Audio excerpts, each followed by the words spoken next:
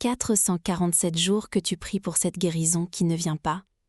3 ans que cette personne qui t'a trahi vit sa meilleure vie sans une seule conséquence, pendant que toi tu reconstruis les morceaux en silence. 5 ans que tu attends que cette promesse se réalise, celle que tu as reçue en priant, celle que tu n'as jamais osé raconter parce que si elle ne se réalise pas, tu auras l'air ridicule. Dans chacune de ces situations, la question est exactement la même, et elle revient toujours au même moment, le soir, seul, quand plus personne ne t'entend la formuler. Il est 22h47, tu viens de reposer ton téléphone après avoir vu, encore une fois, que rien n'a changé.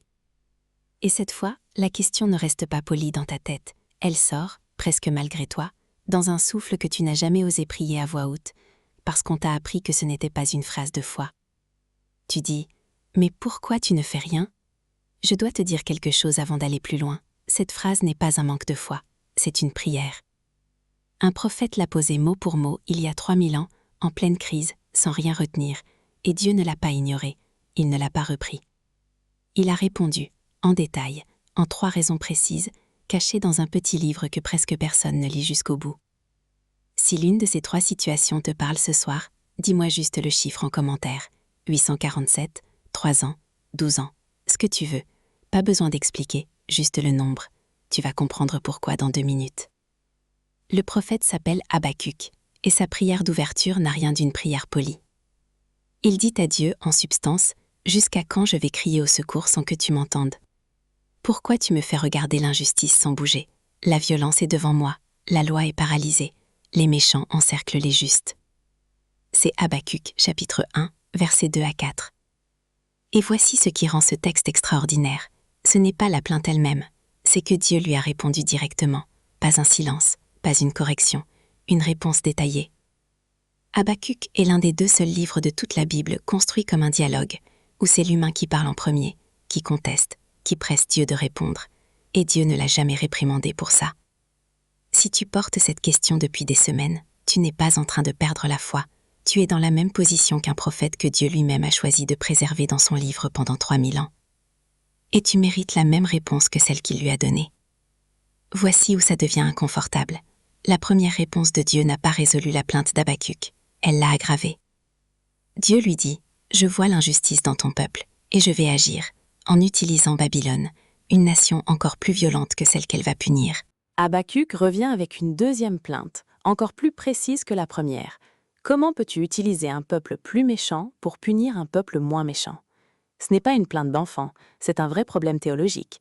Et c'est probablement la vraie question que tu te poses toi aussi. Pas seulement pourquoi le mal existe, mais pourquoi la distribution des conséquences semble injuste. Habacuc monte alors sur sa tour de garde et attend la réponse. Et ce qu'il reçoit va reformuler complètement la question.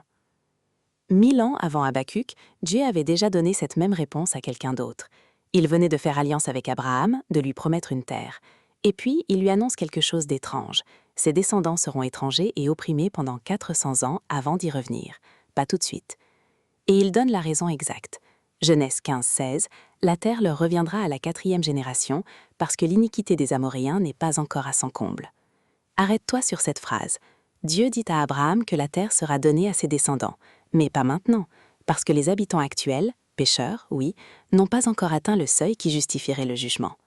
Ce n'est pas de l'indifférence, c'est une attente précise, jusqu'à un seuil précis, un seuil après lequel personne, absolument personne, ne pourra dire que Dieu a été arbitraire, cruel ou pressé. Voici les 3 raisons pour lesquelles Dieu attend. Première raison, il laisse le temps du repentir. C'est Pierre qui l'explique noir sur blanc, dans un contexte où des croyants posaient exactement la même question qu'Habacuc. De Pierre 3,9, le Seigneur n'est pas lent à tenir sa promesse comme certains l'entendent, mais il est patient, ne voulant pas qu'aucun périsse, mais que tous parviennent à la repentance. Le délai n'est pas de la lenteur, c'est de la patience.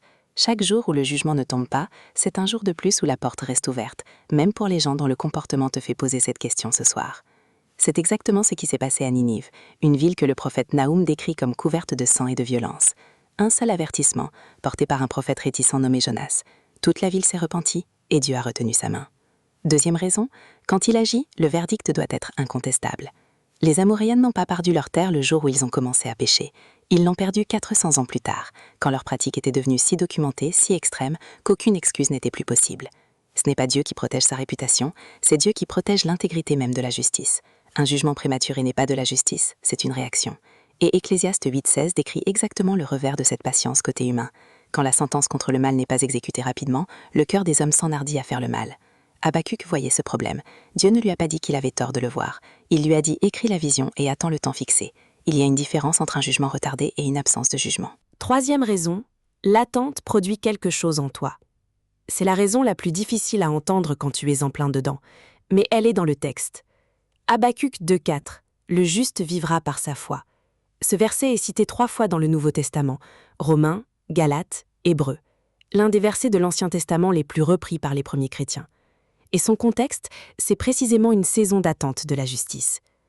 On ne dit pas au juste de se battre plus fort, de prier plus fort, d'exiger un calendrier. On lui dit de vivre par la foi, c'est-à-dire de continuer à vivre comme si le verdict était déjà certain alors qu'il n'est pas encore arrivé. Ce n'est pas de la passivité. C'est un courage moral spécifique qui ne se construit qu'à un seul endroit, dans l'écart entre la promesse et son accomplissement. Il y a une dernière preuve. Même au ciel, la réponse est la même. Apocalypse chapitre 6. Jean voit sous l'autel céleste les âmes de ceux qui sont morts pour leur foi. Et il crie, avec les mêmes mots qu'Habakkuk, mais depuis l'autre côté de la mort. Apocalypse 6,10. Jusqu'à quand, Maître saint et véritable, tarderas-tu à juger? Ce ne sont pas des gens qui ont perdu la foi. Ils reconnaissent Dieu comme souverain, saint, véritable. Et pourtant, même debout devant son trône, ils posent encore la question. Jusqu'à quand? La réponse qu'ils reçoivent est la même que celle donnée à Habakkuk. Pas encore, parce que la pleine mesure n'est pas atteinte, parce que la porte du repentir n'est pas encore fermée. Mais, et c'est le mot important, l'histoire avance. Les sceaux s'ouvrent, le nombre se complète, le temps fixé approche. Je dois être clair avant de continuer, parce que ce message peut être mal utilisé. Rien dans cette réponse ne dit que la bonne réaction face à l'injustice, c'est de ne rien faire et d'attendre passivement. Ce n'est pas la leçon. Dieu a dit à Habakkuk d'écrire la vision, de la documenter, de la rendre lisible sur des tablettes. Ce n'est pas passif. C'est porte et témoignage. Michée 6,8 le dit dans la même tradition prophétique. Ce que Dieu demande, c'est pratiquer la justice, aimer la miséricorde et marcher humblement avec lui. Les deux vérités ne s'opposent pas. Agis pour la justice là où tu as le pouvoir d'agir. Fais confiance à Dieu pour le verdict final qui dépasse ta portée. Aucune des deux ne remplace l'autre. Habakkuk chapitre 3 se termine de la façon la plus étrange de toute l'Écriture. Après toute la plainte, après toute l'attente, après des réponses qui ont satisfait ses questions sans changer sa situation, Habakkuk écrit un chant. Il dit « Même si le figuier ne fleurit pas, même si les vignes ne donnent rien, même si les champs restent vides, même si le troupeau disparaît des enclos, pourtant, je me réjouirai en l'Éternel. » Ce mot, pourtant, c'est l'outil. Pas maintenant que tout va bien. Pourtant, alors que rien n'a changé, alors que la pleine mesure n'est pas encore atteinte, alors que le temps fixé n'est pas encore arrivé. La prochaine fois que tu sens cette question monter, pourquoi tu ne fais rien, tu n'as pas besoin de la supprimer. Pose-la, comme Habakkuk. Mais termine-la par ce mot-là. Pourtant. Reviens à 22h47. Reviens à ces 847 jours de prière pour une guérison qui n'est pas encore là. À ces 3 ans où l'autre continue sa vie sans conséquence. À cette promesse que tu portes en silence depuis 5 ans parce que tu as peur d'avoir l'air ridicule si elle ne vient jamais. Tu sais maintenant ce que ta question portait vraiment. Ce n'était pas un manque de foi. C'était la même prière qu'un prophète a posée il y a 3000 ans et que Dieu a jugée assez sérieuse pour y répondre en détail et pour la conserver jusqu'à ce soir précisément. Jusqu'à toi. Alors ce soir, ou demain, quand cette même question reviendra, parce qu'elle reviendra, ne la supprime pas. Écris-la, comme Habakkuk. Nomme l'injustice, comme il l'a fait. Et termine par ce mot qu'il a laissé en dernier, dans le chapitre le plus sombre de son livre. Pourtant, la prochaine fois que tu sens cette question monter, pourquoi tu ne fais rien, tu n'as pas besoin de la supprimer. Pose-la, comme Habakkuk. Mais termine-la par ce mot-là. Pourtant. Reviens à 22h47. Reviens à ces 847 jours de prière pour une guérison qui n'est pas encore là. À ces 3 ans où l'autre continue sa vie sans conséquence. À cette promesse que tu portes en silence depuis 5 ans parce que tu as peur d'avoir l'air ridicule si elle ne vient jamais. Tu sais maintenant ce que ta question portait vraiment. Ce n'était pas un manque de foi. C'était la même prière qu'un prophète a posée il y a 3000 ans et que Dieu a jugée assez sérieuse pour y répondre en détail et pour la conserver jusqu'à ce soir précisément. Jusqu'à toi. Alors ce soir, ou demain, quand cette même question reviendra, parce qu'elle reviendra, ne la supprime pas. Écris-la, comme Habakkuk. Nomme l'injustice, comme il l'a fait. et termine par ce mot qu'il a laissé en dernier, dans le chapitre le plus sombre de son livre. Pourtant, je me réjouirai. Pas parce que les 847 jours sont finis, pas parce que la trahison a enfin eu ses conséquences, pas parce que la promesse s'est déjà réalisée. Pourtant, maintenant, avant que rien n'ait changé. Habacuc parle de figuiers, de vignes, de troupeaux, ce qui comptait dans sa vie à lui, à son époque.